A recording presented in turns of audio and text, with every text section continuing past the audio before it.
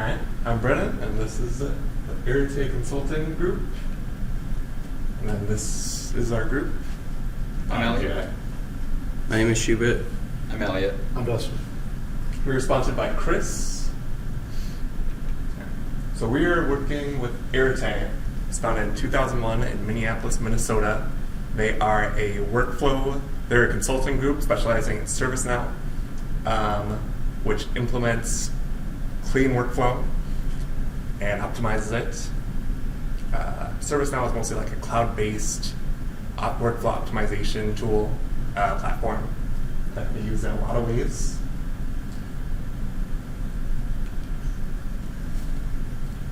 So the problem that we got from Aeritae was that they needed a script. They needed an AI script to automatically route tickets in ServiceNow. So what the script would do is it would get a ticket, it would read it, it would determine who it needs to be sent to, and then send it to that person.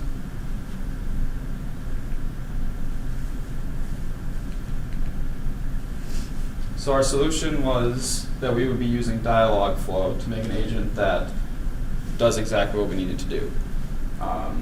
Google's examples and tutorials made it pretty easy that I think we should be able to do it fairly efficiently and fairly well using Dialogflow. Currently, we only have, our model will be trained using mock tickets that we develop in ServiceNow to train it to tell it who it needs to be sent to. But currently, we only have an agent that handles user input through a prompt.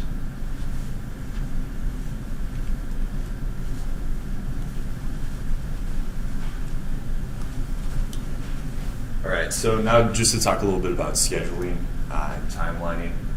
Currently, our team is about halfway done with implementing the agent.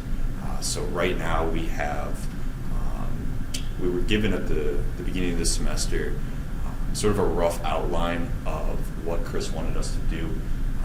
He explained that we needed to do a project to route tickets, essentially. We weren't given too much of direction in the form of version control to use.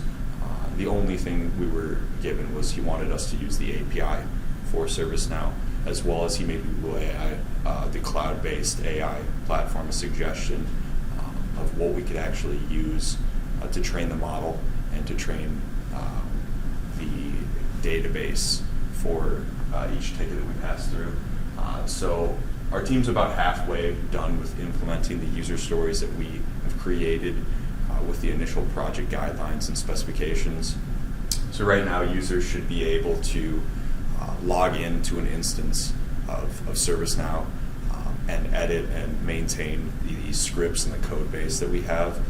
And users should also be able to input tickets, whether that be by hand or imported, and then those tickets should be able to be exported via the JSON file format to Dialogflow using the agent that we've created. Those are just a couple of user stories that we've created, but over half, just about half, actually, of the ones that we originally created are complete, which is a big success for us. Our goal to have a working proof of concept by midterm, that goal is complete.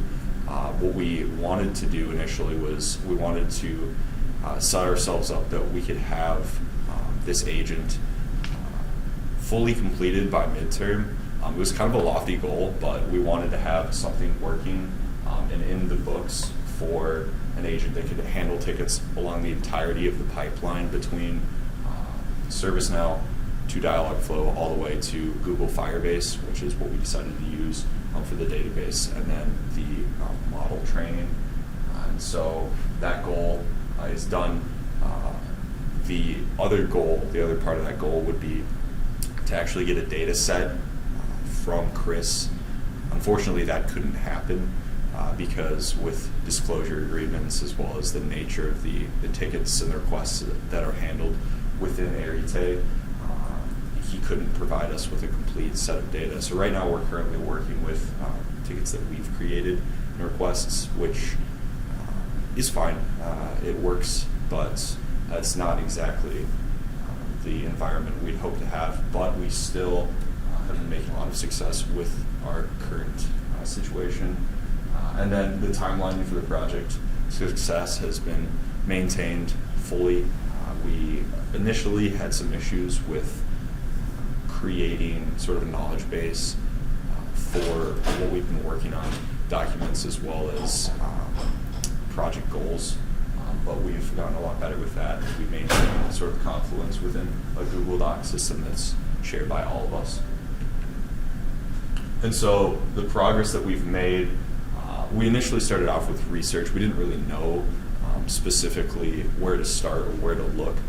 So initially, our group has been composed strategically.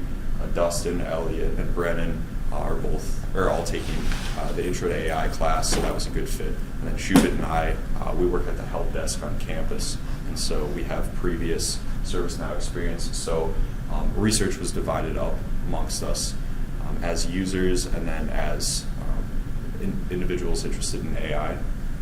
So our initial research was composed of what sort of models we could actually create for handling these ticket requests, and then if we could keep it cloud-based so that it was easily integratable with ServiceNow. That was some of the research that we had initially done. The next bit of progress that we had made, we actually met with the integration team in Aeritae. There's an individual with the name of Toon, and he helped us learn a little bit more about the API that ServiceNow has, and that allowed us to sort of take another jump forward with integrating that to Dialogflow. And Dialogflow is what we are using. It's the tool we're using to connect with the environment in ServiceNow and handle all the ticket requests and the JSON files that are passed through it, which will be demonstrated by Shubit in the following slides. And then we developed the agent that handles the ticket export and passes it over to Dialogflow. Again, Shubit will be explaining that. And so that was part of the working proof of concept that we originally had intended to complete, which is successful.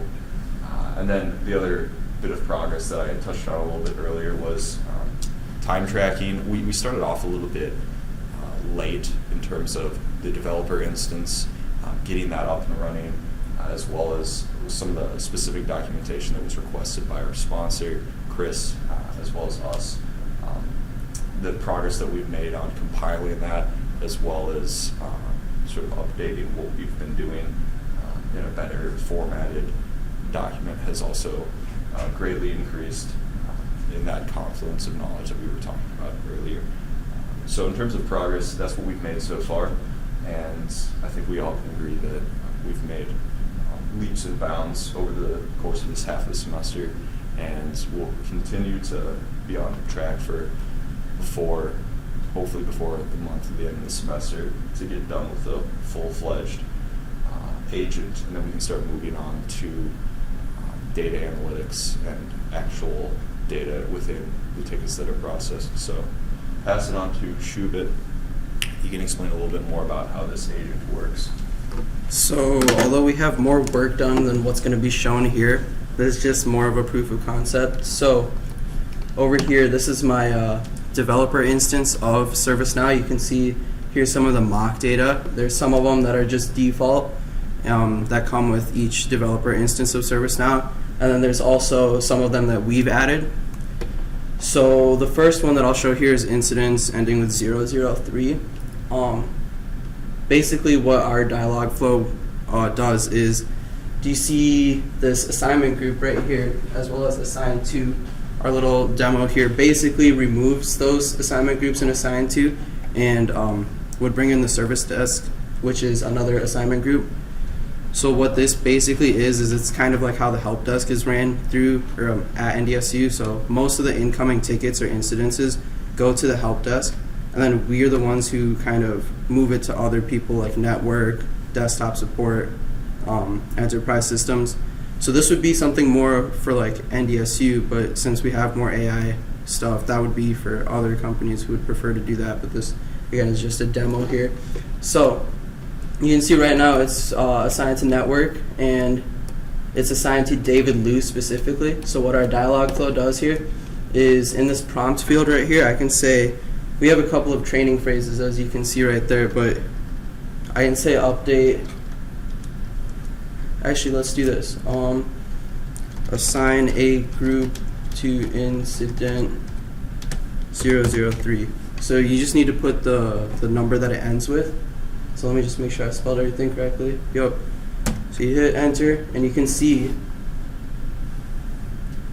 it comes back with the response. It says that the assignment group was network, so it shows what it was, and the new assignment group is service desk. So now if you go back to the ServiceNow instance, these icons just mean that someone's modified the value already. So you can see that it's now service desk. If you go back here, it should still show, yep, service desk. Not to be confused with category. So you can do this with a couple of different tickets, and you can use different training phrases. Like I can say update incident ending with 015. I hit enter, and it was software. Now it's updated to service desk.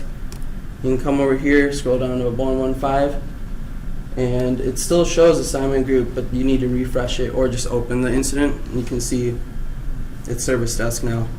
So this is just a little demo. Of course, we do have more than what's been shown right here, but it's a little preview. So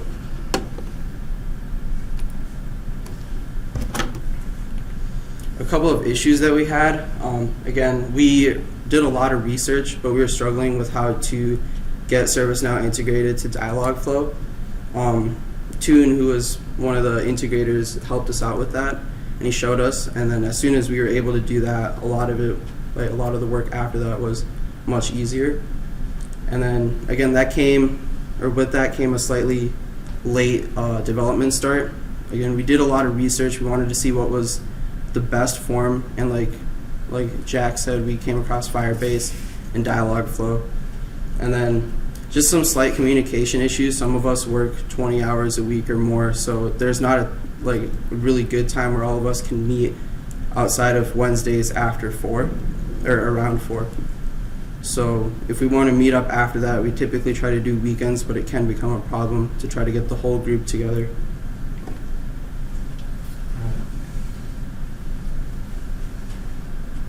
So as you heard from our group, we've had a few issues coming into the gate, and basically we've grown as developers from this experience. We've had to overcome some communication issues. Our first meeting with Chris, actually, we missed it mostly because miscommunication with our sponsor. He forgot about our meeting. But we were able to overcome that and reach out to him outside of our scheduled meeting and meet up with him again the following week. And so we've been able to push ahead, and we had to work a little bit harder in these last couple of weeks to catch up with our development stages, but we've been able to meet expectations, and we're going to continue going forward.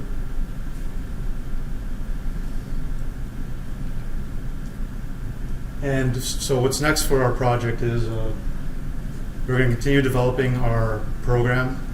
We're going to try to optimize it more, polish it a little bit better. And then eventually, if we have time, we want to start doing analytics, start working on the data, see if we can use our program to go ahead of the incidents, make sure that we can solve them before they become too much of an issue. And that is our project. Any questions?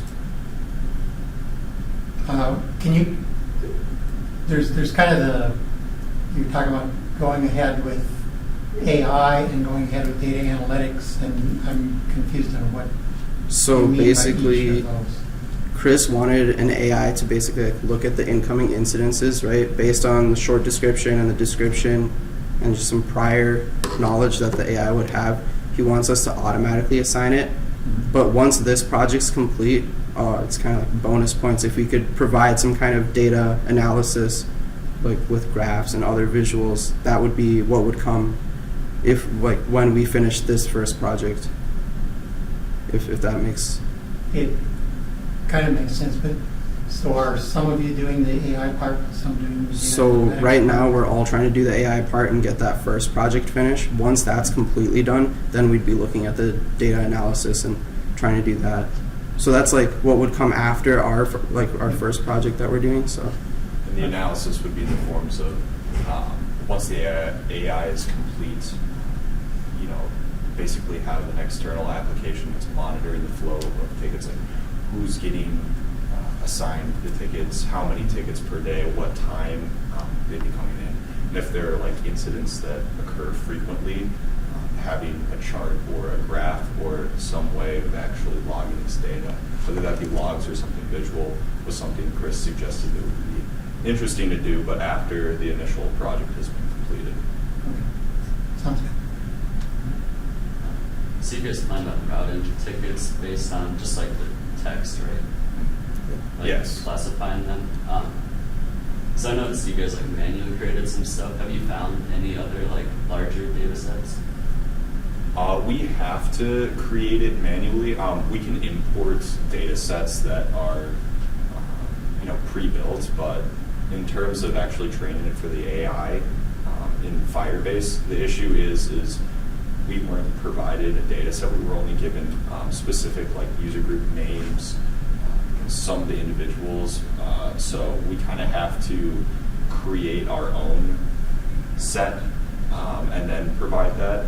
That was the thing that we got a little bit confused upon. We met with Chris a few weeks ago. We've been trying to get one this whole semester. Makes it a little bit easier to train a model if you actually have a set of data. But the primary goal would be to get the entire workflow up and running and then pass that on, and then they would be able to do training with their own tickets or whatever they'd like to use within their environment. Just like I said, the data that they use, I guess, in some of their tickets is they can't disclose it. So, a bit unfortunate. But. I was just gonna say, have like, a couple of recommendations. You might be able to find like a public data set online. Like you just, like maybe like IT support tickets, and that'll give you like tons of data because you're gonna need quite a bit to classify based on text. And then a really powerful one is naive based, into that. Definitely. Can you use NDSU data? That would have to be something we talk to. Yeah, we need to talk to IT about that. Yeah. So. But it also depends on the company, right? Like whatever Target uses in ServiceNow is much different than what NDSU uses. It's different than what United Health uses. It's different than Aeritae. So I mean, they all have them configured differently. So we also need to take that into account. So.